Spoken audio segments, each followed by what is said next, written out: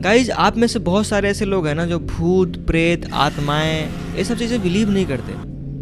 और सच बोलूँ तो ये जिस पे बीतती है ना उसी को पता होता है। ये जो भूत प्रेत आत्माएं ये जो होती है ना, अगर एक बार किसी इंसान के पीछे पड़ जाए तो पूरी जिंदगी उसका पीछा नहीं छोड़ती, उसकी जिंदगी तबाह कर देती है। आज की कहानी कुछ ऐसी ही है।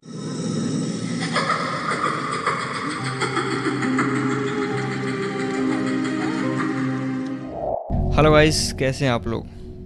आई होप सब सही होंगे, सही से रहो। गाइस मेरे पास बहुत सारी ऐसी स्टोरी थी जिसके ऊपर मैं वीडियोस बनाने वाला था, लेकिन इस स्टोरी के बारे में जैसे मुझे मालूम चला ना, मैं सारी स्टोरी को साइड में कर दिया, क्योंकि मुझे लगा नहीं, इस पर तो वीडियो बनाना ही चाहिए।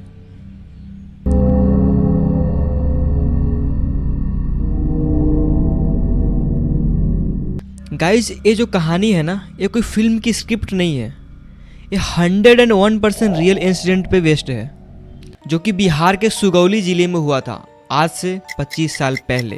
अभी ये कहानी 2025 से स्टार्ट हो रही है। आज से 1 महीने पहले राहुल नाम का लड़का अपने कुछ दोस्तों के साथ मुंबई ट्रिप पे जाने का प्लान करता है। वो सभी दोस्तों में एक्साइटमेंट था कि भाई चलते हैं मुंबई, घूम के आते हैं, यहाँ तक सब कुछ सही था। और जो राहुल व्यक्ति था ना, एक काफ़ी क्यूरियोसिटी वाला लड़का था कि भाई इसको दूसरे की ज़िंदगी में झांकने का काफ़ी ज़्यादा शौक़ था। ऐसे बहुत सारे लोग होते हैं ना जिसको दूसरों की ज़िंदगी झांकने में ज़्यादा मज़ा आता है कि वो क्या कर रहा है, उसकी कैसी कहानी है, ऐसा ऐसा। घूमने के बाद वो लोग होटल में रुकने का प्लान करते हैं कि होटल में स्टे करेंगे। तो वहाँ पर मुंबई के किसी होटल में वो लोग स्टे कर लेते हैं। अब वो किस होटल में स्टे किए थे मैं इस बारे में बताऊँगा नहीं, बिकॉज इस कहानी से उसका कोई लेना देना है भी नहीं। राहुल एंड उसके फ्रेंड होटल में रुकते हैं। उन लोगों का प्लान ये था कि रात को हम लोग होटल में रुकेंगे एंड सुबह की उनकी आई थिंक 10-11 बजे की ट्रेन है, वापस वो अपने सिटी वापस आ जाएंगे, ऐसा उसका प्लान था। तो लोग पूरा दिन घूम के रात को वहाँ पे होटल में रुक जाते हैं। तो गाइस जैसे ही रात होती हो तो यहाँ पे खाना पीना खाने के बाद सारे जन अपने रूम में जाके सो जाते हैं। उन्होंने एक ही रूम लिया हुआ था, उसमें सभी दोस्तों ने एक ही रूम में जाके सो गए। ठीक है, आई थिंक 3 लोग गए होंगे जहाँ तक मुझे उस लड़के ने बताया था अपनी स्टोरी में। गाइस यहाँ पर राहुल के जो 2 फ्रेंड एंड राहुल टोटल 3 लोग थे, उसमें से 2 बंदा था ना, वो जल्दी सो गया। ठीक है, क्योंकि पूरा दिन थका हारा था तो घूमा फिरा था, तो उसको जल्दी नींद आ गई। लेकिन ये जो राहुल था ना, इसको पता नहीं क्यों आज नींद नहीं आ रही थी। वो बस मोबाइल चलाता रहा, टाइम पास करता रहा। उसके जो 2 फ्रेंड थे वो तो सो गए थे, तो उससे बात भी नहीं कर सकता था। मोबाइल चलाने के अलावा उसका और कोई रास्ता नहीं था। ऐसे करते करते रात के 12 बज गए, अभी तक राहुल जगा हुआ है। जैसे कि मैंने आपको बताया ना कि राहुल थोड़ा अवेयर टाइप का बंदा है, वो हमेशा अवेयर रहता है कि उसके आसपास चल क्या रहा है, क्या हो रहा है। तो जैसे ही रात को 12 बजते हैं, राहुल को कुछ आवाज़ें सुनाई देती है उसके बगल वाले रूम से। कुछ ऐसी आवाज़ें जो कि नॉर्मल नहीं थी, कुछ अलग आवाज़ें, जैसे कि उस कमरे में कुछ हो रहा हो, कुछ उथल पुथल हो रहा हो। राहुल एक वक्त ये भी सोच रहा था कि हो सकता है कुछ बगल वाले रूम में कोई बातचीत कर रहा हो या फिर कुछ हो रहा हो। यहाँ तक राहुल नॉर्मल था, लेकिन अभी भी राहुल को नींद नहीं आया था। अब रात के 1:30 बज चुके थे, आवाज़ें अभी भी आ रही थी। अब राहुल ना थोड़ा ज़्यादा सतर्क हो गया कि यार ये 1.5 घंटे से मैं सुन रहा हूँ कि आवाज़ें आ रही है, क्या है, मतलब कैसी आवाज़ें है। मतलब राहुल भी बहुत ज़्यादा शॉक्ड में था कि इतना लंबा कौन बात करता है यार, कैसी आवाज़ें। फिर सडनली थोड़ी देर बाद और आवाज़ें मतलब आना स्टार्ट होता है। मतलब अब थोड़ी अलग टाइप की आवाज़ें आना स्टार्ट हो जाता है, जैसे कि कोई थोड़ा छटपटा रहा हो, चीख रहा हो, मतलब ऐसा टाइप का आवाज़ है। ऐसा कुछ ज़्यादा भी नहीं था कि भाई ऐसा ज़्यादा हो रहा था फिर आजू बाजू वाले इकट्ठे हो जाते, बहुत सारा चीज़ें होटल के स्टाफ आ जाते, भाई इतना ज़्यादा भी नहीं था, बट नॉर्मल भी नहीं था, ऐसा था। ऐसे करते करते आई थिंक वो पूरा रात वो सिलसिला जारी रहा। ऐसे करते करते राहुल को कब नींद आ गया राहुल को पता नहीं चला, राहुल ने ऐसा बताया था। अब सुबह होती है, वो लोग आई थिंक 6 बजे करीब उठ गए थे। अब उठते ही सीधा सीधा राहुल जाता अपने बगल वाले कमरे में जहाँ से वो आवाज़ें आ रही थी। जैसे ही राहुल उस कमरे में जाता है तो देखता है कि एक 50-55 साल की एक बूढ़ी औरत उस होटल में रुकी हुई थी, और उसके फैमिली भी थे, ऐसा नहीं अकेला। उसके फैमिली आई थिंक बगल वाले कमरे में रुके होंगे ऐसा, पर उस कमरे में वो अकेली थी उस रात, जिस रात ये आवाज़ राहुल सुना था। फिर राहुल सीधा जाकर पूछता है, राहुल बड़ा थोड़ा अलग टाइप का बंदा, सीधा जाकर पूछता है कि क्या हो रहा था रात को यहाँ पर, मतलब कुछ अजीब आवाज़ें आ रही थी, कुछ आपके साथ कुछ हुआ है क्या, कुछ बुरा हुआ है क्या, आप मुझे बता सकते हो, कुछ रात को कुछ प्रॉब्लम था आपको, क्योंकि आप तो कमरे में अकेले हो, तो फिर आप खुशबुसाने की आवाज़, फिर छटपटाने की आवाज़, उसको क्या था। फिर बूढ़ी औरत ने बोली कि यार ऐसा कुछ नहीं था, कि तुम नहीं जानो तो ज़्यादा ही बेहतर रहेगा, ऐसा कुछ नहीं था, बस नॉर्मल था, ऐसा कुछ नहीं हुआ था, बस तुम्हारे मन का कुछ बहम रहा होगा, ऐसा कुछ नहीं था। लेकिन फिर भी राहुल पूछता है कि नहीं मुझे बताइए, सच बताइए, क्योंकि मेरा बहम नहीं था वो, क्योंकि वो पूरी रात सिलसिला चालू था, क्या था वो बताइए आप। तो बहुत फोर्स करने के बाद वो बूढ़ी औरत बताती है कि एक्चुअल में वहाँ पे हुआ क्या था रात को। पहले तो उस बूढ़ी औरत ने अपना नाम बताया, उसका नाम था रिंकी। एक्चुअल में वो बिहार से थी, वो बिहार बेतिया के सुगांव गांव से थी। बिहार में एक गांव है जिसका नाम है सुगांव, वो बहुत बड़ा गांव है, उसका पॉपुलेशन बहुत ही ज़्यादा है, ऑलमोस्ट ऐसा बोलते हैं कि बिहार में सबसे बड़ा गांव वही है, आई थिंक बहुत ज़्यादा बड़ा गांव है। उस गांव का कुछ ऐसा इतिहास है जो लोगों को आज तक नहीं पता, और लोगों को जानना ज़रूरी है ऐसा इतिहास, क्योंकि ऐसी कहानियाँ अक्सर होती है लेकिन आप सबके सामने नहीं आती है। तो एक कहानी अब शुरू होती है आज से 25 साल पहले 2001 में। अब यहाँ से मैं उस बूढ़ी औरत की पीओवी से कहानी सुनाने वाला हूँ, यानी कि बूढ़ी औरत मैं बन के सुनाऊंगा, ठीक है। आज से 25 साल पहले 2001 में, उस वक्त मैं 20 साल की थी। उस वक्त मेरे पिताजी एक गवर्नमेंट स्कूल के हेड मास्टर हुआ करते थे। हमारा फैमिली बहुत ही अच्छा था, वेल एजुकेटेड फैमिली था।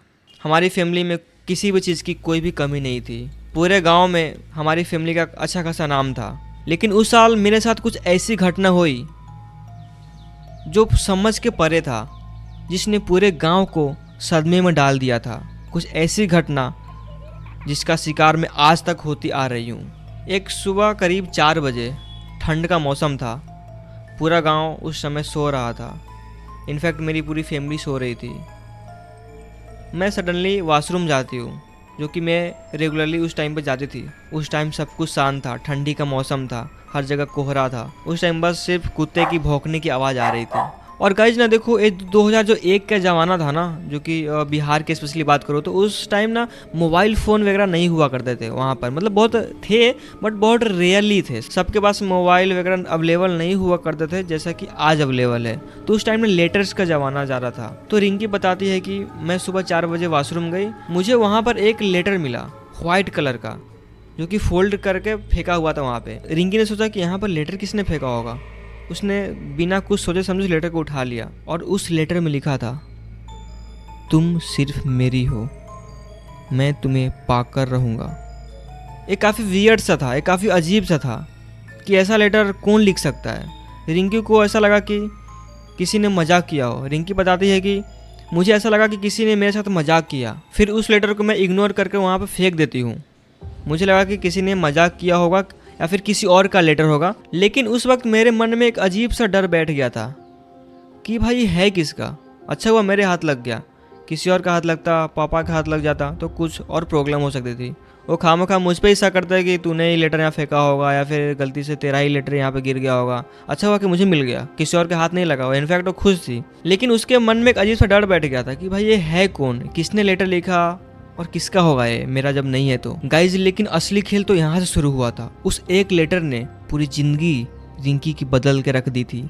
अगली सुबह फिर मैं वॉशरूम गई सेम टाइम पे। तो आज मेरे साथ कुछ अजीब हुआ। मैं देखती हूँ कि वहाँ पर एक रेड कपड़े में कुछ तो बांध कर रखा हुआ था। मेरा ध्यान सडनली वहाँ पर गया, क्योंकि वो बस जस्ट वॉशरूम के गेट पे ही था, वहाँ रखा हुआ था। तो मैं उस कपड़े को उठाती हूँ और साइड में अपने रूम में ले आके उसको खोलती हूँ। जैसे ही उस कपड़े को मैं खोलती हूँ तो उसके अंदर बहुत सारे सोने चांदी एंड जेवरात थे। आज से पहले मैं इतने सारे सोने चांदी एक साथ अपनी ज़िंदगी में कभी नहीं देखी थी। देख के तो सबसे पहले मैं खुश हो जाती हूँ कि यार इतना सारा सोने चांदी कहाँ से आया होगा। फिर मैं उस वक्त उसको वैसे ही बांध कर अपने कमरे में रख देती हूँ। कि इसके बारे में सुबह सोचा जाएगा, सब उठेंगे तो सबको बताऊंगी कि भाई एक्चुअली मेरे साथ हुआ क्या। जैसे सुबह होता है तो रिंकी सबसे पहले अपने पिताजी और अपने मम्मी, उसके घर में एक भाई था, वो सबको बताती है कि देखो मुझे कुछ ऐसा मिला सुबह में। तो उसके घर वाले पूरा एक्साइटेड हो जाते हैं कि यार ये तो इतना अच्छा बात है, भगवान का कोई तोहफा हमको मिला है। हमने पहले आज से कभी इतना सारा सोना चांदी एक साथ देखा ही नहीं, क्योंकि एक्चुअली बहुत ज़्यादा था वो, उसकी कीमत बहुत ही ज़्यादा थी। फिर उसके फैमिली वालों ने बिना सोचे समझे उसको एक्सेप्ट कर लेते कि एक्चुअल में किसका है नहीं है, वो सोचता ही नहीं है। क्योंकि मेरे फैमिली वाले को कुछ लालच आ गया था। ऑब्वियसली बात है, किसी को भी इतना कुछ मिले तो उसके मन में लालच आ ही जाएगा, किसी को बताएगा भी नहीं, इनफैक्ट अपने बगल वालों को भी नहीं बताएगा कि भाई मेरे साथ ऐसा कुछ हुआ है, ताकि वो पूरे गांव में चर्चा फैला न दे। तो सडनली मेरे पिताजी क्या करते हैं कि उस गहनों को अपने बैंक के लॉकर में जाकर जमा करवा लेते सुबह में जाके, ताकि किसी को शक ना हो और किसी को इस बारे में पता ना चले। यहाँ तक सब कुछ ठीक था। उसी रात मेरे साथ जो हुआ उसने मेरी पूरी ज़िंदगी तबाह करके रख दी, जिसका खामियाजा मैं आज तक अभी तक भुगत रही हूँ। उस रात मैं नॉर्मल डे की तरह रात को सोने गई, यहाँ तक सब कुछ सही था। आज सब खुश थे मेरे घर पे, सब कुछ अच्छा चल रहा था, क्योंकि इतना सारा सोना जो मुझे मिला था मेरे फैमिली को, सब कुछ ठीक चल रहा था। मैं रोज़ाना की तरह सोने जाती हूँ।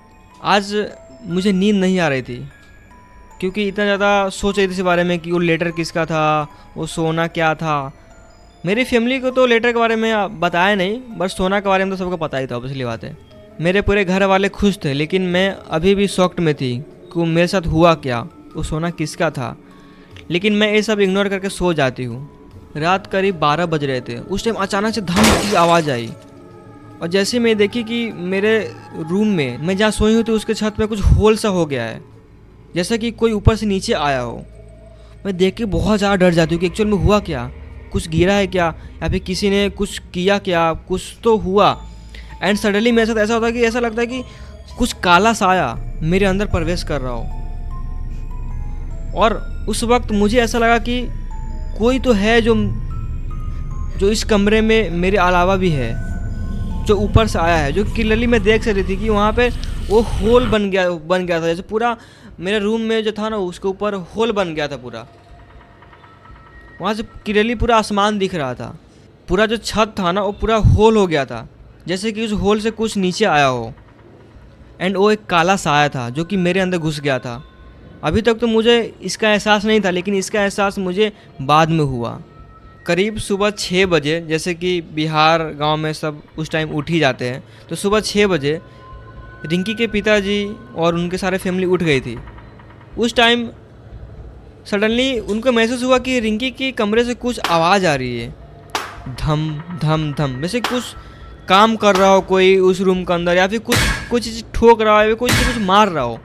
तो उनके पिताजी को ऐसा लगा कि एक्चुअल में रिंकी कुछ कर रही होगी वहाँ पर कमरे में, या फिर कुछ कील वगैरह ठोक रही होगी, कुछ आवाज़ आ रही थी, तो उसको उसने इग्नोर किया। लेकिन वो आवाज़ें बंद नहीं हुई। वो आवाज़ें कब से ऑलमोस्ट 10-15 मिनट से आवाज़ आई जा रही थी। वो आवाज़ रुकने की नाम ही नहीं ले रही थी। फिर उनके पिताजी को या फिर उनके मम्मी को कुछ तो अजीब लगा कि ये सुबह सुबह ये रिंकी क्या कर रही है।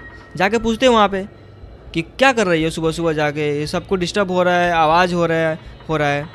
जैसे ही वो उनके पिताजी उसकी मम्मी जाती है उस कमरे के पास, तो डोर लॉक्ड था। तो डोर को खटखटाते कि डोर खोलो, लेकिन डोर कोई खुलता नहीं वहाँ पे।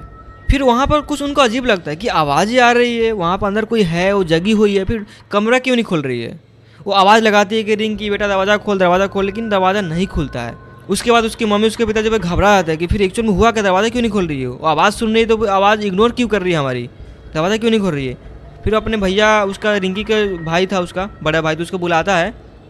उसके पिताजी बोलते हैं कि भाई देख ऐसा कैसे क्या हो रहा है, दरवाज़ा क्यों नहीं खोल रही है। तो बहुत कुछ करने के बाद फिर लास्ट में डिसीजन लिया जाता है कि दरवाज़ा को तोड़ दिया जाए। जैसे ही दरवाज़ा तोड़कर उसके पिताजी एंड उसके भाई, उसकी मम्मी उस कमरे के अंदर देखती है, वो देखने के बाद सभी हैरान थे। उस टाइम सबकी आंखें खुली की खुली रह गई, क्योंकि उस कमरे में कोई काम नहीं कर रही थी रिंकी, कुछ ठोक नहीं रही थी वो हथौड़ी से। वो आवाज़ जो आ रही थी ना, वो रिंकी अपना सर दीवार में पता नहीं कितने देर से ऐसे ऐसे मार रही थी, अपना सर को दीवार से पटक रही थी। उसके सर से पूरा खून आ रहा था, खून से पूरा फेस उसका लाल हुआ पड़ा था, क्योंकि पता नहीं कब से वो सर पटके जा रही थी। इन लोगों को लग रहा था कि कुछ काम कर रही वहाँ पे। उसका ओठ पूरा फट गया था। वो इतना भयंकर नज़ारा था ना कि किसी से देखा नहीं जा रहा था। उसकी पूरी फैमिली शॉक्ड में थी कि एक्चुअल में उसके साथ हुआ क्या है। और वो रिंकी उस वक्त सिर्फ एक ही बात बोले जा रही थी कि तू सिर्फ मेरी है, तू सिर्फ मेरी है, मैं तुम्हें पा कर रहूँगा, मैं तुम्हें पा कर रहूँगा, तू सिर्फ मेरी है, तू सिर्फ मेरी है। ये बात सुनकर उसके घर वाले भी हैरान थे कि ऐसा क्यों बोल रही रिंकी और ऐसा क्यों कर रही है। उस वक्त मैं हैरान थी, मुझे खुद पता नहीं चल रहा था कि मैं सब क्या कर रही हूँ, मैं अपना सर क्यों फोड़ रही हूँ। मेरी हालत इतनी ख़राब थी कि मेरे घर वालों को मेरा शक्ल देखा नहीं जा रहा था कि इतनी भयानक मेरा उस टाइम फेस हुआ पड़ा था। ऐसा लग रहा था कि मेरे अंदर कोई तो है, कुछ तो है जो उस रात को छप्पर फाड़ के आया था, मेरे अंदर घुस गया था। वो कुछ काला सा आया था जो कि मेरे फैमिली, मेरे घर वाले इन सब से अनजान थे। ये सब मुझे पता था। फिर रिंकी के पिताजी जाकर उस रिंकी को पकड़ते हैं कि भाई एक्चुअल में हुआ क्या। उनको दोनों हाथ पकड़ के पूरा वो छटपटा जाती है, ऐसे पूरे मतलब होता है ना, पूरा छटपटा रही थी, मुझे छोड़ दो, मुझे छोड़ दो, ऐसा वो छटपटा रही थी। फिर भी कैसे भी करके उन दोनों हाथ को पकड़ के काबू में किया जाता है, फिर उसको बैठाया जाता है। फिर रिंकी हमेशा रिपीट पर रिपीट एक ही बात बोली जा रही थी कि तू सिर्फ मेरी है, मैं तुम्हें पा कर रहूँगा, तू सिर्फ मेरी है, मैं तुम्हें पा कर रहूँगा। फिर बोल रही थी तू ऐसा क्यों बोल रही है, तू सब क्या कर रही है, पागल हो गई है क्या। ऐसा पूरा रिंकी के पिताजी उसको बोलने लगे, उसको डांटने लगे। इनफैक्ट ये सब अपने हालत क्या बना करके डॉक्टर के पास चलते हैं, चलो यहाँ पर पूरे फैमिली में सब मतलब परेशान हो गए थे ना। किसी की फैमिली में ऐसा होगा तो कोई भी परेशान हो जाएगा। फिर रिंकी सडनली अचानक से बोल रही थी मुझे बचा लो, मुझे बचा लो, मुझे अजीब लग रहा है, कुछ तो लग रहा है। मैं और अचानक एक सेकंड पर रोने लग रही थी, फिर एक सेकंड में हंसने लग रही थी। वो कुछ अजीब सा बिहेवियर कर रही थी। अगले सेकंड वो जोर जोर से रो रही थी, बोले थी मैं तू सिर्फ मेरी है। फिर अगले सेकंड वो जोर जोर से हंसने लग रही थी, जैसे कि उसके अंदर कोई डुअल पर्सनालिटी हो, उसके अंदर कोई और हो, जैसे कि उसके अंदर कोई और आदमी जो कि एक बात कोई और बोल रहा है और एक बात कोई और बोल रहा है। एक इंसान के अंदर डुअल पर्सनालिटी हो गया था। फिर रिंकी के पिताजी को ये बात बिल्कुल अजीब लगता है। अब वो बिल्कुल सब कुछ समझ गए थे कि रिंकी के साथ एक्चुअल में हुआ क्या है। रिंकी के पिताजी को ऐसा लगता है कि कुछ तो उसके साथ अजीब हुआ है, ये नॉर्मल चीज़ नहीं है। फिर रिंकी के पिताजी जाते हैं अपने गांव में से ही किसी एक पंडित जी को बुला के ले आते हैं, जो कि ऐसा ही कुछ काम करता था, झाड़ फूक वगैरह करता था, नॉर्मल होता है ना।